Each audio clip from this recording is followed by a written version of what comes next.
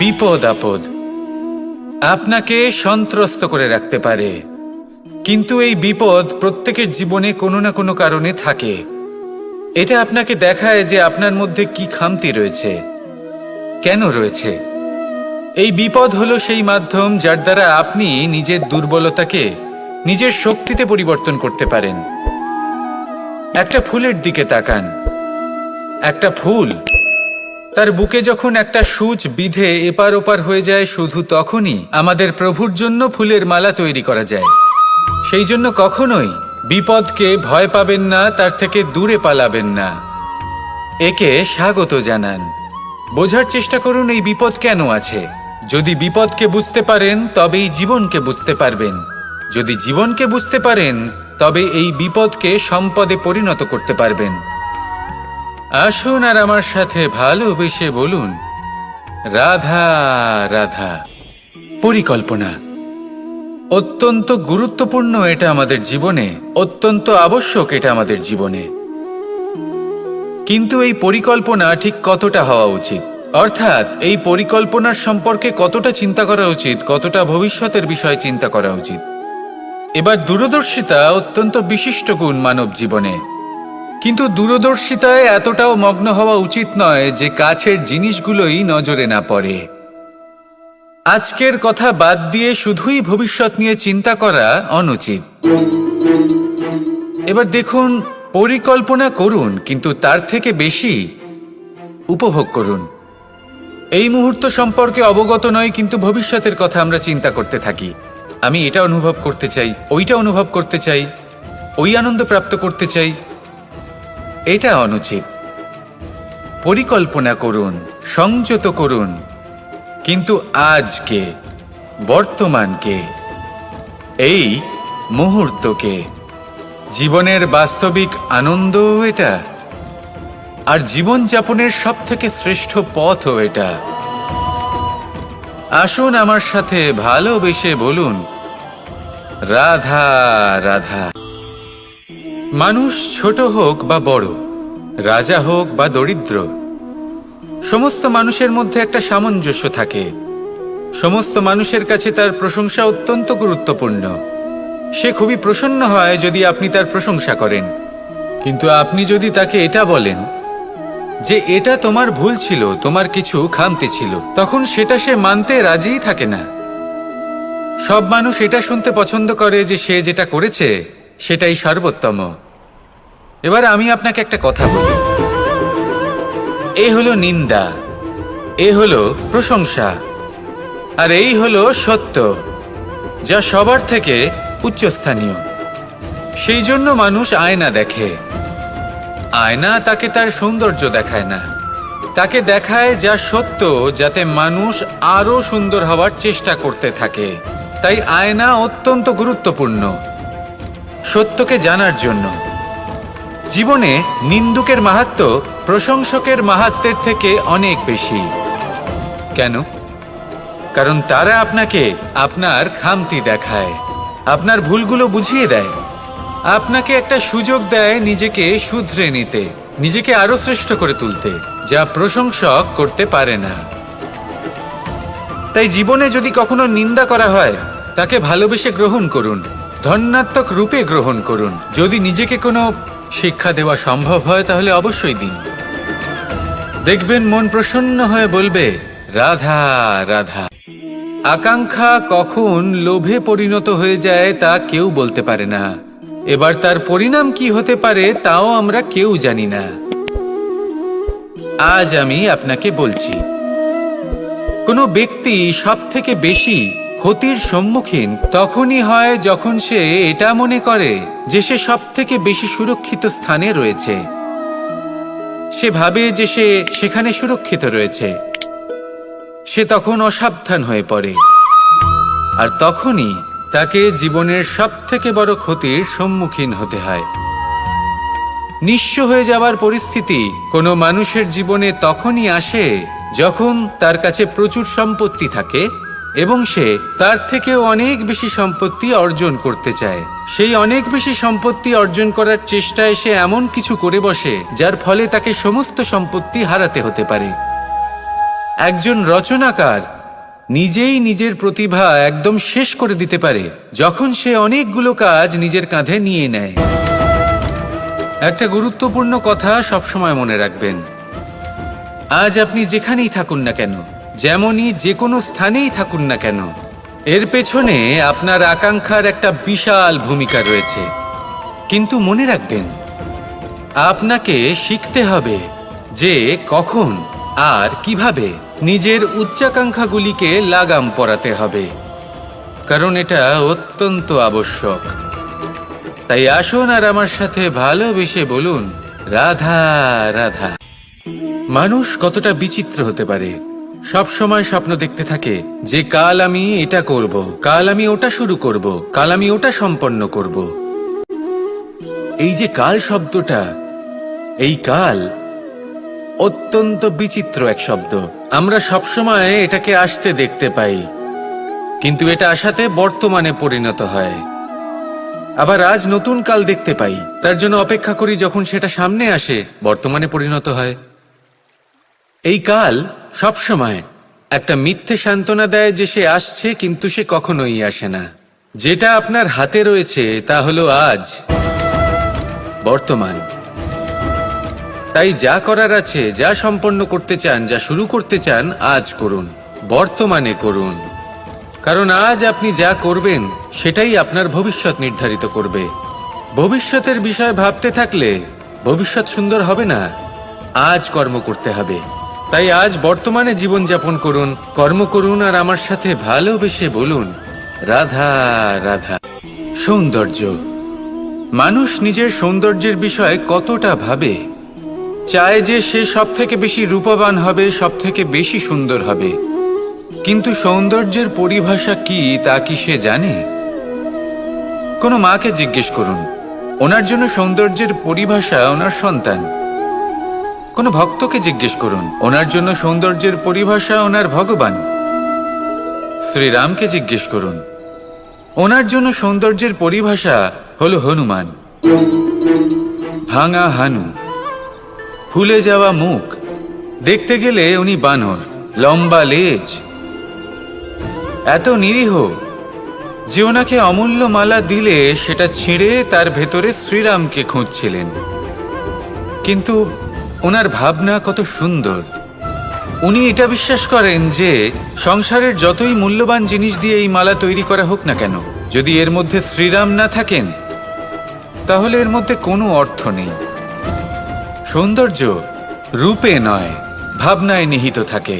যদি আপনি সৌন্দর্য প্রাপ্ত করতে চান তাহলে তা কর্মে নিয়ে আসুন, ভাবনায় এবং বিচারে নিয়ে আসুন।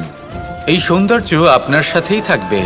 যদি আপনি সৌন্দর্যকে রূপের মধ্যে খোঁজেন তাহলে কিছুক্ষণের জন্য পাবেন, সেই সৌন্দর্য সময়ের সাথে হারিয়ে যাবে। সৌন্দর্য যদি পেতে চান, খুঁজতেই চান, তাহলে হৃদয় খুঁজুন, কর্মে খুঁজুন। মন প্রসন্ন হয়ে বলবে, রাধা রাধা। আমরা সকলেই কামনা করি, আমরা সবাই সেটা প্রাপ্ত করতে চাই যা আজ পর্যন্ত কেউ প্রাপ্ত করেনি, সেটা পেতে চাই যা আজ পর্যন্ত কেউ পেতে পারেনি, সেটাই কাছে রাখতে চাই যা আজ পর্যন্ত কখনো আমরা পাইনি। এবার সেটা কিভাবে করা যেতে পারে? যদি আপনি সেটা প্রাপ্ত করতে চান যা আজ পর্যন্ত আপনি কখনো পাননি, তাহলে আপনাকে সেটা করে দেখাতে হবে যা আজ পর্যন্ত আপনি কখনো করেননি। সেই চেষ্টা করতে হবে যা আজ পর্যন্ত কখনো করেননি, সেই পরিশ্রম করতে হবে যা আজ পর্যন্ত কখনো করেননি। তবেই আপনি সেটা পাবেন যা আজ পর্যন্ত কখনো পাননি। কারণ যেমন বীজ বপন করবেন তেমনই অঙ্কুর আপনি লাভ করবেন। আসুন আর আমার সাথে ভালোবেসে বলুন, রাধা রাধা। মানুষের মানসিকতা এমন হয় যে সে যতটা করে আশা করে যে তার থেকে অনেক বেশি তার বদলে সে পাবে। দেখুন, সবকিছুই আপনার ভাবনা চিন্তার উপর নির্ভর করছে। আপনি যদি ফলের বিষয়ে ভেবে কর্ম করতে থাকেন তাহলে সেটা অনুচিত। জীবনের আসল আনন্দ হলো নিজের কর্ম করতে থাকা, ফলের চিন্তা করা উচিত নয়। যদি আপনি এরকম ভাবেন যে আমি এতটা করছি, আমার এতটা পাওয়া উচিত, সেই ভাবনা অনুচিত। যদি আপনি সেবার মানসিকতা নিয়ে কর্ম করতে থাকেন, কর্মচক্রে প্রবাহিত হন, যদি আপনি এমন ভাবনা রাখেন যে আমি এতটা পাচ্ছি, তাই এর থেকে অনেক বেশি আমি কর্ম করব, তাহলে নিশ্চিতরূপে আপনি যতটা করছেন তার থেকে অনেক বেশি আপনি পাবেন। আপনার আশার থেকে অনেক বেশি আপনি পাবেন। শুধু জীবনে অনেক বেশি কাজ করতে থাকুন, ফলের চিন্তা করবেন না। আর মনে রাখবেন, এই ভাবনাই সব থেকে বড় বীজ। কর্মের উপর বিশ্বাস রাখুন। জীবনে যা যা আপনি চান সবই সুখময় হবে। আসুন আর আমার সাথে ভালোবেসে বলুন, রাধা রাধা। ধন মানুষের জীবনের সব থেকে বড় প্রয়োজনীয়তা, সেই অস্ত্র যার দ্বারা মানুষের জীবনের অনেক সংকট দূর করে দেওয়া যেতে পারে, সেই মাধ্যম যার দ্বারা সংসারের সমস্ত জাগতিক সুখ স্বাচ্ছন্দ্য লাভ করা যেতে পারে। কিন্তু ধনের দ্বারা আমরা সব কিছু লাভ করতে পারি না। জাগতিক স্বাচ্ছন্দ্য আমরা লাভ করতে পারি, কিন্তু সুখ লাভ করতে পারবো না। সুখের উপকরণ আমরা লাভ করতে পারি, কিন্তু সুখের অনুভূতি লাভ করতে পারবো না। আনন্দ, সন্তোষ, প্রসন্নতা এগুলো ধন দ্বারা লাভ করা যায় না। কিন্তু হ্যাঁ, আনন্দ, সন্তোষ আর প্রসন্নতার সাথে যদি কোনো কাজ করেন তাহলে অবশ্যই ধন লাভ করবেন। তাহলে আসুন আর এই প্রসন্নতার সাথে বলুন, রাধা রাধা। মানুষের জীবনে সবসময় কিছু না কিছু ঘটে চলেছে। কখনো ভালো কিছু ঘটে, আবার কখনো দুর্ঘটনা ঘটে। এবার যখনই কোনো দুর্ঘটনা ঘটে, মানুষ ঈশ্বরের কাছে প্রার্থনা করে যে, হে ঈশ্বর, আমাকে রক্ষা করুন, এই বিপদ থেকে আমাকে উদ্ধার করুন। বা সে সেই সমস্ত দোষ চাপিয়ে দেয় নিজের প্রারব্ধ, নিজের ভাগ্যের ওপর। কিন্তু যদি আপনি গভীরভাবে ভাবেন, তাহলে প্রত্যেক দুর্ঘটনা, বাধা এবং বিপদ আপনার জীবনে শুধু একটাই উদ্দেশ্য নিয়ে আসে, আপনাকে আরো যোগ্য করে তোলার জন্য। যদি আপনাদের একটা উদাহরণ দিই, বর্ষার ঋতুতে যখন প্রচন্ড মাত্রায় বৃষ্টি পড়ে, ছাদ থেকে জল পড়তে থাকে, তখন আপনি নিশ্চিত করে নেন, স্থির করে নেন যে এবার আমি এই ছাদকে নতুন করে বানিয়ে তুলব, আরো শক্তিশালী বানিয়ে তুলব, আরো দৃঢ় বানাবো। আপনার জীবনে যখন কোনো অসুখ করে, তারপর আপনি জীবনে আরো সাবধানী হয়ে যান, আরো সতর্ক হয়ে যান, স্থির করে নেন যে এটা যেন দ্বিতীয়বার না হয়। ঠিক কিনা? এই বিপদ, এই দুর্ঘটনা, এই সংকট, এগুলো জীবনে আসবে আপনাকে আরো শ্রেষ্ঠ করে তোলার জন্য। এবার এটা আপনার ওপর। আপনি একে ভাগ্যের পরিহাস বলে মনে করবেন, নাকি ঈশ্বরের সংকেত মনে করবেন, যিনি আপনাকে আরো শ্রেষ্ঠ করে তুলতে চান। সিদ্ধান্ত আপনারই। আসুন আর আমার সাথে ভালোবেসে বলুন, রাধা রাধা। সংসারে দুই ধরনের পথ হয়, উচিত পথ আর অনুচিত পথ। একটা শুভর দিকে নিয়ে যায় আর একটা অশুভর দিকে নিয়ে যায়। অনেক সময় অজ্ঞানতাবশত জীবনে আমরা সেই পথ নির্বাচন করে নিই যা আসলে অনুচিত। তারপর নিজেকে আশ্বস্তও করে ফেলি যে এই পথেই চলতে হবে, এখান থেকে ফেরার পথ নেই। কিন্তু যদি সত্যি বলি, তাহলে এটা শুধুই আপনার ভ্রম। আপনার মধ্যে শুধুমাত্র একটু দৃঢ়তার অভাব আছে, তা জাগ্রত করুন আর বাড়িয়ে তুলুন। আপনি দেখবেন এই সংসারে এমন কোনো পথ নেই যেখান থেকে ফিরে আসা সম্ভব নয়। এমন কোনো মানসিকতা নেই যা বদলানো সম্ভব নয়। যদি আজ এই মুহূর্তে আপনার মনে হয়ে থাকে যে আপনি কোনো অনুচিত পথে আছেন আর আপনি কোনো শুভ পথে যেতে চান, তাহলে ওখান থেকে ঘুরুন আর ফিরে আসুন, আবার সেই মোড়ে ফিরে আসুন আর সেই পথ নির্বাচন করুন যা আপনার জন্য শুভ। একটু সময় অবশ্যই লাগবে, কিন্তু নিশ্চিত রূপে আপনার উদ্দেশ্য এবং আপনার গন্তব্য এই দুই অনেক শ্রেষ্ঠ হয়ে উঠবে। তাহলে আসুন আর আমার সাথে ভালোবেসে বলুন, রাধা রাধা। কোনো গাছের গায়ে লেগে থাকা ফলকে দেখুন, সে কতটা সুখী অনুভব করে, কতটা সুরক্ষিত অনুভব করে। তার যে খাবারের প্রয়োজন পড়ে তা সে গাছের শিকড় থেকে পেয়ে যায়। গাছের শাখা, ডাল তাকে সাহায্য করে থাকে, পাতা তাকে আশ্রয় দেয়, ওকে ছায়া প্রদান করে। কিন্তু সেই ফল যদি ওখানেই থাকে, তাহলে কি হবে? উচিত হবে না। ওই ফলকে ছেড়ে পড়ে যেতে হবে, মাটিতে পড়তে হবে, সেটা ফেটে যেতে হবে, নিজের বীজকে মাটির নিচের অন্ধকারে পৌঁছে দিতে হবে। তারপর সে রূপ পাল্টাবে আর এক অঙ্কুরে রূপান্তরিত হবে। অঙ্কুর যা বৃক্ষে রূপান্তরিত হবে, বৃক্ষ, যা অনেক ফলকে জন্ম দেবে। সেইভাবেই আপনি জীবনে যদি মহান কিছু করতে চান, শ্রেষ্ঠ কোনো কাজ করতে চান, তাহলে আপনাকে সুরক্ষা ক্ষেত্র থেকে বেরিয়ে আসতেই হবে আর কর্ম করতে হবে। দেখুন, সোনাকেও কুন্দন হবার জন্য তপ্ত হতে হয়। আপনাকেও মহান হবার জন্য কর্ম তো করতেই হবে। তাই কর্ম করুন, মহান হয়ে উঠুন, আর আমার সাথে ভালোবেসে বলুন, রাধা রাধা। কখনো কোনো চাতক পাখিকে দেখেছেন? কথায় আছে যে বছরে মাত্র একবার সে তার তৃষ্ণা মিটিয়ে থাকে, আর তাও আকাশে ভেসে থাকা মেঘের দ্বারা ঘটানো বৃষ্টির জলের ফোঁটা থেকে। আর কোথাও থেকে সে তার তৃষ্ণা পূরণ করে না। সারা বছর সে নিদারুণ গরম সহ্য করে, তীব্র শীতও সহ্য করে, শুধু এই আশা নিয়ে যে বছরে একবার অন্তত সেই মেঘের ঘন ঘটা হবে, বৃষ্টি হবে, আর সে তার তৃষ্ণা নিবারণ করবে। এটা আসলে কি? এটা আসলে বিশ্বাস।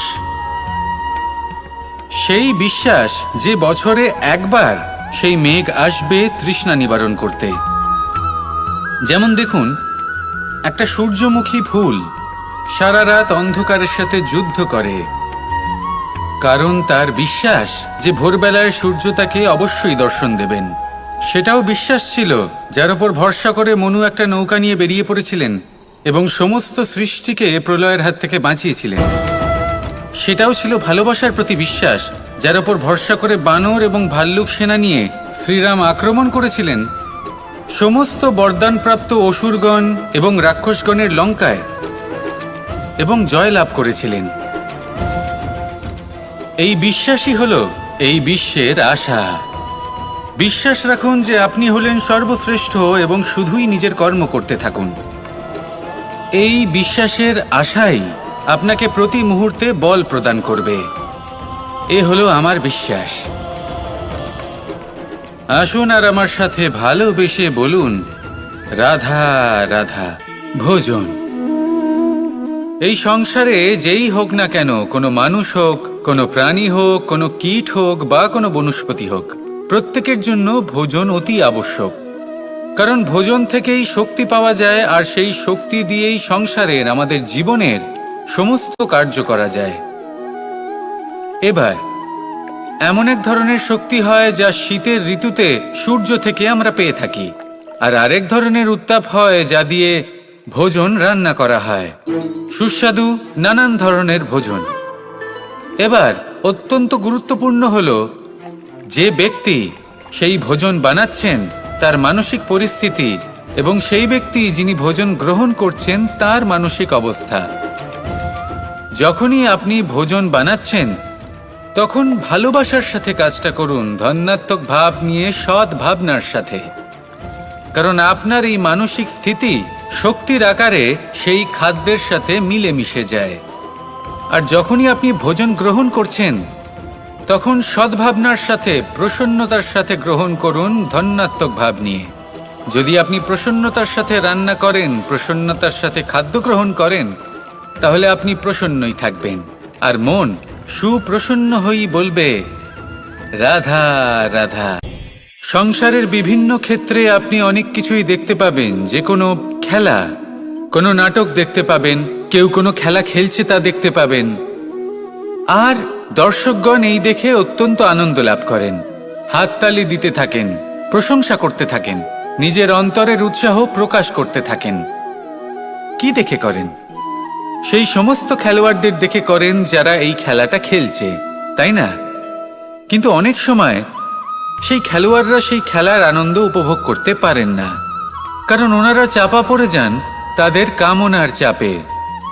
জয় লাভ করার কামনা, প্রথম স্থান লাভ করার ইচ্ছে, প্রতিযোগিতায় সব থেকে এগিয়ে থাকার ইচ্ছে তাদেরকে এই খেলা উপভোগ করতেই দেয় না। সেই জন্য কখনো কখনো এই খেলোয়াড়দের থেকে অনেক বেশি আনন্দ উপভোগ করেন দর্শকগণ, যেখানে এই খেলাটা কিন্তু খেলছেন খেলোয়াড়রাই। আমি এটা বলছি না যে এই ইচ্ছে, এই আকাঙ্ক্ষা অনুচিত না, কিন্তু তার সাথে সেই খেলা, সেই কর্মের আনন্দ উপভোগ করাও অত্যন্ত গুরুত্বপূর্ণ। তাই সেটা উপভোগ করুন, যে উৎসাহ আপনি উপভোগ করছেন তা যাপন করা অত্যন্ত গুরুত্বপূর্ণ। দেখুন, সত্যি বলতে এটা কিন্তু আপনার অধিকারও বটে। আপনি যে কর্ম করছেন তার ফল তো আপনি অবশ্যই পাবেন। সেটা যখন আপনি পাচ্ছেন তখন আপনার তা উপভোগ করা উচিত। সেটাই করুন। জীবনে সফলতা এবং অসফলতা এরা আসা যাওয়া করতে থাকে। যখন সাফল্য আসবে তখন তা উপভোগ করুন, যখন অসফলতা আসবে তখন তার থেকে শিক্ষা লাভ করুন। সাফল্য আপনার কাছে আবার ফিরে আসবে।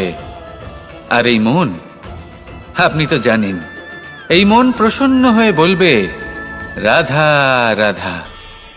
ব্যায়াম, এই শব্দ আমরা সকলে শুনেছি, আর এটা সারা জীবন আমাদের সাথেই থাকে কোনো না কোনো রূপে। যখন আমরা জন্মগ্রহণ করি, চলতে শিখি, প্রথমে আমরা হামাগুড়ি দিয়ে চলি, পরে চলতে চেষ্টা করি কিন্তু পড়ে যাই। তখন আমাদের বাড়ির গুরুজনেরা আমাদের আটকান না। ওনারা মনে করেন এইভাবেই আমাদের সন্তান চলতে শিখবে, এইভাবেই তার পা আরো মজবুত হবে, যা অত্যন্ত গুরুত্বপূর্ণ। এইবার জীবনকালে যতই আমরা এগোতে থাকি, এই ব্যায়াম বিভিন্ন রূপে আমাদের সাথেই থাকে। কিন্তু আপনি কি জানেন যে এই ব্যায়ামের তাৎপর্য আসলে কি? আপনি কি জানেন এই ব্যায়ামের মর্ম আসলে কি? যখনই আমরা এই ব্যায়াম করি, আমাদের শরীরের মাংসপেশি ক্ষয় হয়। প্রথমে তা ক্ষয় হয়, তারপর আবার তা নির্মিত হয়। আরো শ্রেষ্ঠ, আরো শক্তিশালী মাংসপেশি আমরা লাভ করি। অর্থাৎ এই ব্যায়াম হলো সৃজনের বিজ্ঞান। এই ব্যায়াম আমাদের জন্য অত্যন্ত আবশ্যক। সেই জন্য জীবনে যখনই কোনো কিছু নষ্ট হয়ে যায়, চলে যায়, তখন হতাশ হয়ে পড়বেন না, তাকে পুনর্নির্মাণ করার চেষ্টা করবেন। আর এই শিক্ষা আমরা লাভ করি পাখিদের থেকে। যখনই বর্ষা হয়, ঝড় আসে, যখন পাখির বাসা ভেঙে চুরমার হয়ে যায়, তারা হার মেনে নেয় না। সে আবার অল্প অল্প করে সব খুঁজে একত্রিত করে আবার নিজের বাসা বানিয়ে তোলে। পুনরায় এক জীবনকে জন্ম দেয়, এক নতুন পরিবারকে জন্ম দেয়। তাই মনে রাখবেন, জীবনে এইভাবেই যদি আপনি নির্মাণ করতে চান, সৃজন করতে চান, তাহলে সেই নির্মাণের জন্য ভাঙনের অভিজ্ঞতা থাকা অত্যন্ত আবশ্যক। ভগ্ন বস্তুকেও সম্মান করা অত্যন্ত আবশ্যক। এই আচরণ মনে নিয়ে আসুন। মন প্রসন্ন হয়ে বলবে, রাধা রাধা। মানুষ যখন কোনো শক্তি লাভ করে তখন সে নিজেকে বলশালী মনে করে। শক্তি লাভ করলেই তার মধ্যে অহংকার চলে আসে, অভিমান চলে আসে। তার কারণ হলো সে একটা সহজ কথা বুঝতেই পারে না। এই সব যা হচ্ছে সময়ের জন্য হচ্ছে। সময়ের থেকে বেশি বলশালী আর কেউ নেই।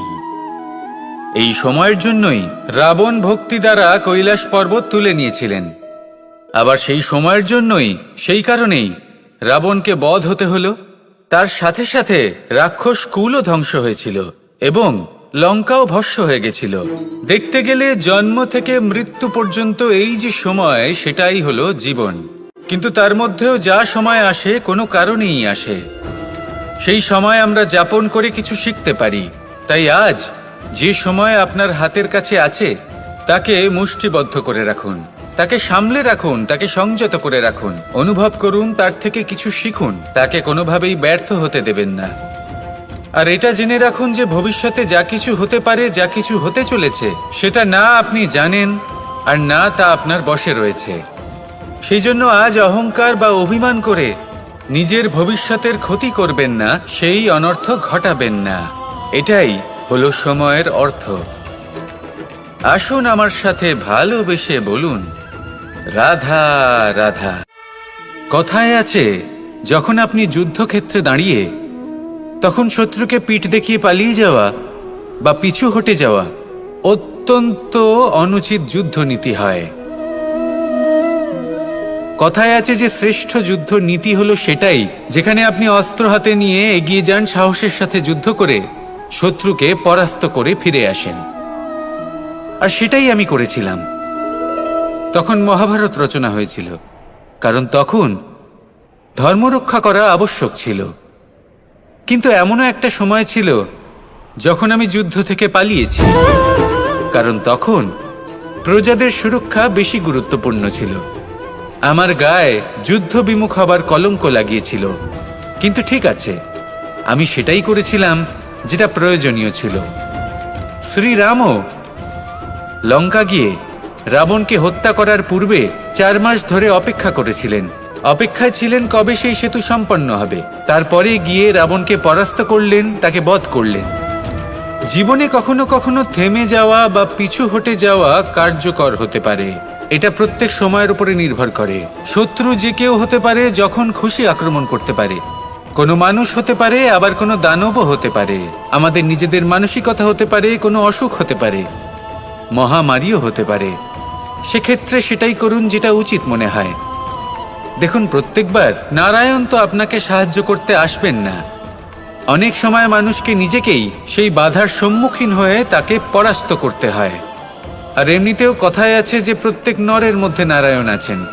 তাই অন্তরের নারায়ণকে জাগ্রত করুন, আর যা সমস্যা আছে তাকে সমাপ্ত করে ফেলুন, তা সে যতই পিছু হটে করতে হোক না কেন।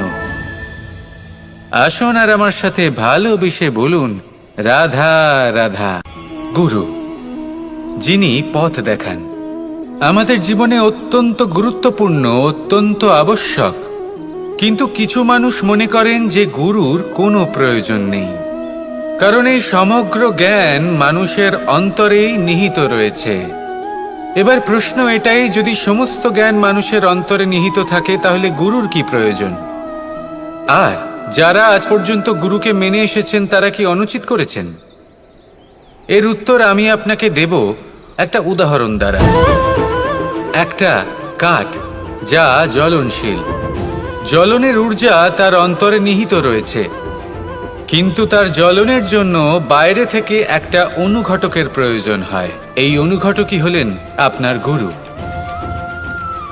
উত্তাপ যা একটা কাঠকে জ্বালাতে পারে, সেই উত্তাপ হলো গুরুর প্রচেষ্টা। যদি সেই গুরুই না থাকে, তার প্রচেষ্টাই না থাকে, তাহলে সেই সমস্ত জ্ঞান যা মানুষের অন্তরে নিহিত, তা ব্যর্থ হয়ে যাবে। যদি আপনার সাথে আপনার গুরু থাকেন, আপনার পথ প্রদর্শন করেন, আপনার অন্তরের জ্ঞানকে বাইরে নিয়ে আসতে পারেন, তাহলে তাকে সম্মান করুন। আর আমার সাথে ভালোবেসে বলুন, রাধা রাধা। মানুষ সত্যের সাথে অবগত হবার জন্য ব্যাকুল হয়ে থাকে, চিরকাল চেষ্টা করতে থাকে। জন্ম থেকেই তার মনে এই ইচ্ছে জাগ্রত হয় সত্যিটা কি সেটা জানতে। এবার এই ইচ্ছে, এটা পূর্ণ কিভাবে করা যেতে পারে? কারণ মনে হয় যে জ্ঞান অর্জন করলেই এই ইচ্ছে পূর্ণ হতে পারে। তাই কেউ কেউ জ্ঞানের পেছনে ছুটতে থাকেন। কেউ এটা ভাবেন যে এই ইচ্ছে পূর্ণ করা যেতে পারে ধন আর শক্তির দ্বারা, তাই তারা ধন আর শক্তি প্রাপ্ত করতে চান। কেউ আবার ভাবেন যে অন্তরের মন্থন দ্বারা এটা সম্ভব হতে পারে। এবার এটাও সত্যি যে মন্থন করলে অমৃত লাভও সম্ভব হতে পারে, কিন্তু তার জন্য এই মন্থন করার জন্য একটা উচিত দিকে অগ্রসর হওয়া প্রয়োজনীয়। উচিত সংযমের দ্বারা সামনে এগোতে হবে, আর কোনো আশা না করে সামনে এগিয়ে যেতে হবে, তবেই এটা সম্ভব হতে পারে। একটা বাদ্যযন্ত্রের কথা ভেবে দেখা যাক। তার থেকে সুর তখনই নির্গত হয় যখন তার তারগুলি ঠিক করে বাঁধা হয়। যদি বেশি বেঁধে ফেলা হয়, তাহলে তার ছিঁড়ে যেতে পারে, আর যদি ঢিলে থেকে যায়, তাহলে তার থেকে উচিত সুর নির্গত হবে না। একটা অত্যন্ত গুরুত্বপূর্ণ কথা মনে রাখবেন, সত্যকে লাভ করার প্রাথমিক আধার হল অনুশাসন। জীবনে এই অনুশাসন আনুন, সত্য আপনা আপনি আপনার কাছে চলে আসবে, আর এই মন প্রসন্ন হয়ে বলবে, রাধা রাধা। অহংকার এ হলো ছোট একটা শব্দ, কিন্তু এর প্রভাব অত্যন্ত বৃহৎ হয়ে থাকে। আর সব থেকে বড় সমস্যা হলো, মানুষ আজ অবধি বুঝতেই পারেনি যে এই অহংকারের বাস্তব রূপ কিরকম। কেউ একে গর্বের নাম দেন, কেউ একে আত্মসম্মানের নাম দিয়ে থাকেন, এবং কোথাও একটা এমন সময় চলে আসে যখন সময় এই অহংকারকে ভেঙে খান খান করে দেয়। আর তখন না গর্ব আপনাকে বাঁচাতে পারে, না আপনার আত্মসম্মান। এখন যদি আপনাকে উদাহরণ দিই, তাহলে যেখানে আপনি বসে আছেন সেই ঘরেই ওপরে তাকান। সেই ছাদের দিকে। যদি এই ছাদ অহংকার করতে থাকে যে দেখো আমি তো সব থেকে উঁচু জায়গায় আছি, আমার চেয়ে ওপরে আর কেউ নেই, আমি এই ঘরে থাকা সমস্ত ব্যক্তিকে ছায়া প্রদান করি, যদি এই অহংকার এসে যায় তাহলে কি? একবার ভেবে দেখুন, যদি পরের দিন তার উপর আরো একটা তলা বানিয়ে দেওয়া হয় তাহলে কি? এই ছাদ যার নিজের উঁচু হবার অহংকার ছিল, যে সব থেকে ওপরে ছিল, সে এবার পায়ের তলায় চলে এসছে। এটাই হয়ে থাকে। মনে কখনোই অহংকার পোষণ করবেন না। যদি মনের মধ্যে কিছু রাখতে চান তাহলে প্রেমের ভাব রাখুন, স্নেহ রাখুন। এই অহংকারকে আপনি যা ইচ্ছে নাম দিন, গর্ব হোক, আত্মসম্মান হোক, এর দ্বারা আপনার কোনোভাবেই কোনো লাভ হবে না। তাহলে এই অহংকারকে ত্যাগ করুন আর আমার সাথে ভালোবেসে বলুন, রাধা রাধা। কখনো কোনো বৃক্ষকে দেখেছেন? এই ধরিত্রী থেকে ততটুকুই জল নেয় যতটুকু তার প্রয়োজন। কোনো প্রাণীকে দেখুন, এই প্রকৃতি থেকে ততটুকুই খাবার গ্রহণ করবে যতটুকু তার খিদে রয়েছে, খিদে মিটে গেলে আর খাবে না। এবার মনুষ্যকে দেখুন, সে নিজের জীবনে যা কিছু পেয়েছে, বস্তু, ধন, খাবার, শক্তি, প্রয়োজনের থেকে অনেক বেশি লাভ করার চেষ্টা করে থাকে। প্রয়োজনের থেকে বেশি যদি পেয়েও যায় তাহলেও তার কম মনে হয়। এবার এরকম ঠিক কেন হয়? এর পেছনের কারণ কি? কারণ হলো লোভ। লোভের আগুন কিছু এমন হয়, যদি মানুষের মনে একবার প্রজ্বলিত হয় তাহলে শুধু বাড়তেই থাকে। ততক্ষণ বাড়বে যতক্ষণ না আপনি নিজে তাকে বাধা দিচ্ছেন। তবে এই লোভের আগুন নিয়ন্ত্রণ করা সম্ভব। পরিমিতিবোধ, পরিমিতিবোধের চিন্তা। আপনাকে শুধু নিজেকে একটা সরল প্রশ্ন করতে হবে। যখনই মনের মধ্যে কোনো বস্তুর প্রতি, শক্তির প্রতি, ধনের প্রতি, ভোজনের প্রতি লোভ বেড়ে যায়, নিজেকে প্রশ্ন করুন, এটা কি আমার কাছে ততটাই প্রয়োজনীয় যতটা একটা বৃক্ষের কাছে জল, যতটা একটা প্রাণীর কাছে ভোজন? এটা কি ততটাই প্রয়োজনীয়? যদি উত্তর না হয় তাহলে নিজেকে সেখানেই বাধা দিন, সেই ভাবনা সেখানেই ত্যাগ করুন, কারণ সেটাই হলো লোভ। ঠিক এইভাবেই প্রয়োজনীয়তার চিন্তা করে আস্তে আস্তে এই মন নির্লোভ হয়ে উঠবে, আর এই মন প্রসন্ন হয়ে বলবে, রাধা রাধা। পরিচ্ছন্নতা। বর্তমানের এই প্রজন্ম আগের প্রজন্মের এই যে অতি শুদ্ধতার অভ্যেস ছিল তা নিয়ে ঠাট্টা করে, তাকে মূর্খতা মনে করে। বুঝতেই পারে না কেন? আমাদের মা, ঠাকুমা, দিদিমা, এদের দেখেছি সকালে উঠে সবার আগে স্নান করেন। কেন? বুঝতেই পারে না। কেন কথায় কথায় বারান্দা উঠোন পরিষ্কার করা হয়? বুঝতেই পারে না। অনেক মানুষজন এটাকে ধার্মিক এবং অন্ধবিশ্বাস বলে, কিন্তু যদি আমি আপনাকে সত্যি কথা বলি, প্রত্যেক ধর্ম বিজ্ঞানসম্মত। প্রত্যেক কাজের পেছনে বৈজ্ঞানিক সত্যতা লুকিয়ে রয়েছে, কিন্তু প্রত্যেক মানুষ সেই নিয়ে কতটা ভাবেন, কতটা বোঝেন আর কি পদক্ষেপ নেন তা হলো আলাদা এবং অত্যন্ত গুরুত্বপূর্ণ, কিন্তু তা হলো বিজ্ঞানসম্মত। আজও যখন আমি আগে বাড়ি যাই, মা সবার আগে আমার হাত পা ধুয়ে দেন, তারপর সবকিছু। তাই আপনি পরিচ্ছন্ন থাকুন, তাহলে আপনি সুস্থ থাকবেন। তখনই আপনার মনে ভক্তিভাব আসবে, তখনই এই সমগ্র সংসারকে সামলানোর শক্তি অর্জন করতে পারবেন। তাহলে পরিচ্ছন্ন থাকুন, সব ভালো থাকবে। রাধা রাধা। ধর্ম। আমরা সকলে ধর্মের বিষয়ে কথা বলি, কখনো নিজের ধর্মের বিষয় আর কখনো অন্যের ধর্মের বিষয়। কখনো আমরা অধর্ম দেখলে সেই বিষয়ে কথা বলি। অনেক রকম আলোচনা হয়, কিন্তু এই ধর্ম আসলে কি সেটা কি কেউ বোঝে? যদি আমি আপনাকে উত্তর দিই, এই উত্তর সরল। ধর্ম হলো তাই যা মানুষকে অন্য মানুষের সাথে, সমস্ত বিশ্ব সংসারের সাথে আনন্দ সহকারে বাঁচতে শেখায়।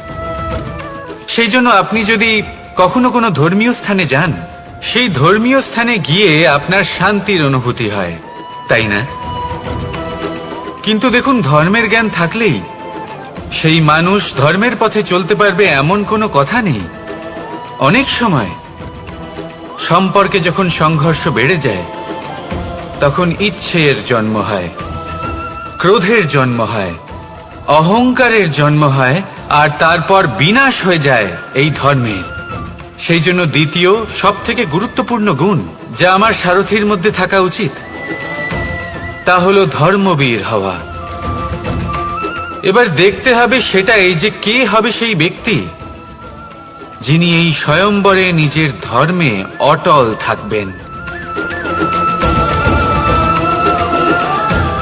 কারণ সেই ব্যক্তি এই সংসার থেকে সরে এসে ধর্মের পুনঃস্থাপনের এই মহাকার্যে আমার সারথী হতে পারবেন। তাহলে আসুন আমার সাথে ভালোবেসে বলুন, রাধা রাধা। মানুষ কতটা শক্তিশালী হয়, তার কতটা সামর্থ্য রয়েছে, সে কতটা প্রতিভাশালী হয়, এটা হয়তো বলার কোনো দরকারই নেই। আজকের দিনে সবাই জানে যে মানুষ কি না করতে পারে। মানুষ চাইলে সবকিছু করতে পারে। মানুষ যদি চায় মাছের মতো জলে সাঁতার কাটতে পারে।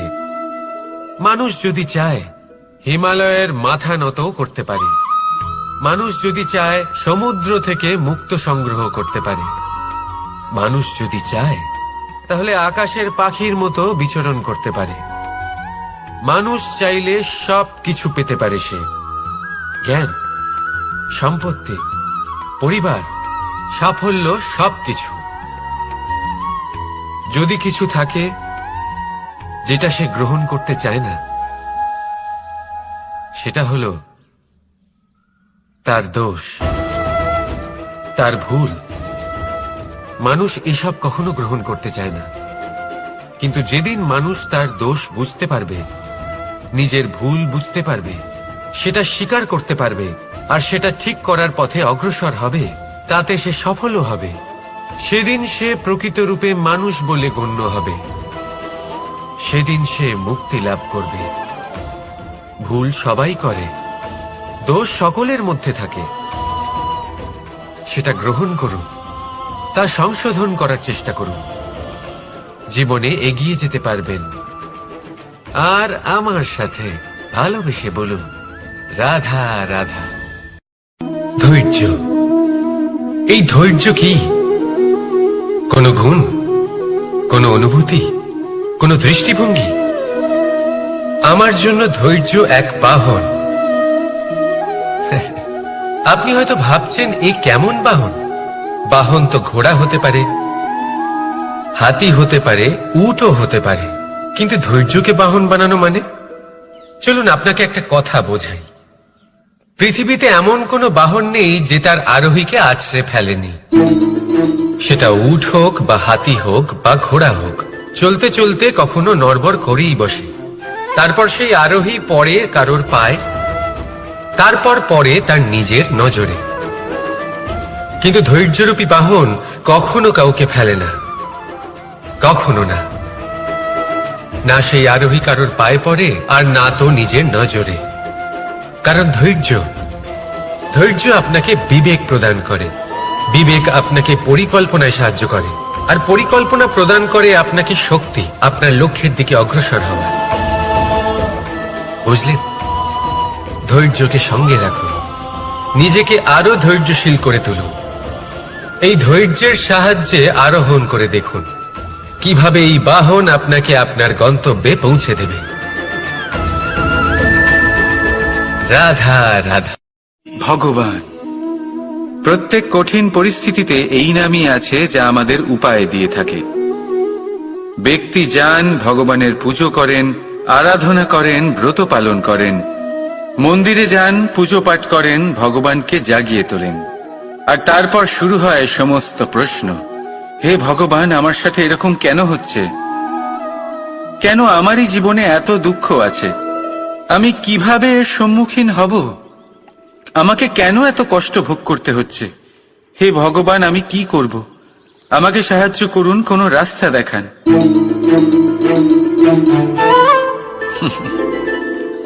চলুন, আমি আপনাকে একটা প্রশ্ন করি। মন্দিরে যাওয়ার চেষ্টা করার আগে আপনি কি জীবনে ততটা চেষ্টা করেছেন যতটা সেই সমস্যাকে দূর করার জন্য দরকার ছিল? দ্বিতীয় প্রশ্ন, ভগবানকে জাগানোর পূর্বে আপনি কি নিজেকে জাগিয়ে তুলেছেন? আপনি কি আলস্য ত্যাগ করেছেন? তৃতীয় প্রশ্ন, ভগবানকে জিজ্ঞাসা করার আগে আপনি কি নিজেকে জিজ্ঞাসা করেছেন যে আমি কেন এত অসফল হচ্ছি? যদি না করে থাকেন তাহলে সবার আগে এটা করুন। আপনি সমস্ত প্রশ্নের উত্তর পাবেন, সমস্ত বিপদের পরিত্রাণ পাবেন। অন্য কোথাও নয়, নিজের ভেতরে তাকিয়ে দেখুন। চেষ্টা করুন নিজেকে জাগিয়ে তোলার। আপনি সফল অবশ্যই হবেন, কারণ এই পরমাত্মা, ওই পরমেশ্বর, ওই পরব্রহ্ম আপনার মধ্যেই তো আছে। রাধা রাধা।